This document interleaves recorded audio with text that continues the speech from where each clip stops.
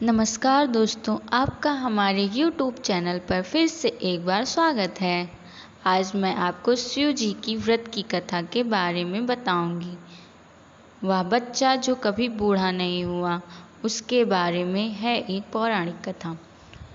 एक बार की बात है, मृकुंद ऋषि ने शिव जी की तपस्या करके पुत्र का वरदान मांगा। शिव जी प्रकट हुए और पूछने लगे, तुम अधिक आयु वाला साधारण पुत्र चाहते हो अथवा मात्र 16 वर्ष की आयु वाला बुद्धिमान और तेजस्वी पुत्र चाहते हो। मृकंद ने सोचा, अगर मैं बुद्धिमान पुत्र मांगता हूँ तो वह 16 वर्ष की उम्र में ही मर जाएगा, लेकिन अगर मैं अधिक आयु वाला पुत्र मांगता हूँ तो वह बुद्धिमान नहीं होगा। उन्होंने बुद्धिमान पुत्र मांग लिया। कुछ ही दिनों में उनकी पत्नी ने एक पुत्र को जन्म दिया, जिसका नाम उन्होंने मार्कंडेय रखा।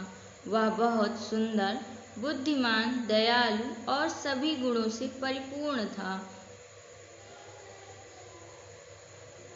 जब मार्कंडेय 16 वर्ष का होने वाला था तो उसके माता पिता ने उसे उसकी मृत्यु की बात बता दी। मार्कंडेय कहने लगा, मैं नहीं मरूंगा, मैं शिव जी की पूजा करूंगा। उसने हर दिन शिव जी की पूजा करना शुरू कर दी। उसके 16वें जन्मदिन पर यमराज उसे लेने आ पहुँचे। मार्कंडेय ने उनसे कहा, मुझे अपनी पूजा समाप्त कर लेने दो। यम नाराज हो गए और उन्होंने उसके ऊपर यमपाश फेंक दिया। शिव प्रकट हो गए और उन्होंने यम को यमलोक लौट जाने का आदेश दे दिया और बोले, वापस पृथ्वी पर मत आना। यम चले गए। उसके बाद से पृथ्वी पर किसी की मृत्यु नहीं हुई। पृथ्वी पर आबादी बहुत बढ़ गई।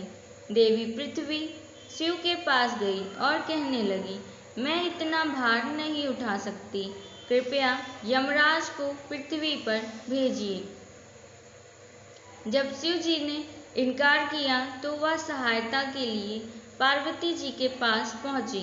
पार्वती जी ने भी शिव जी से अनुरोध किया तो शिव जी बोले, यमराज ने मेरे भक्तों का अपमान किया था।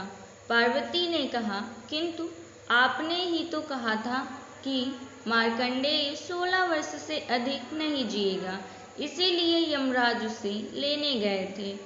शिव निरुत्तर हो गए। इस पर पार्वती जी बोली, शायद आपका आशय होगा कि मार्कंडेय सदैव 16 वर्ष का ही रहे।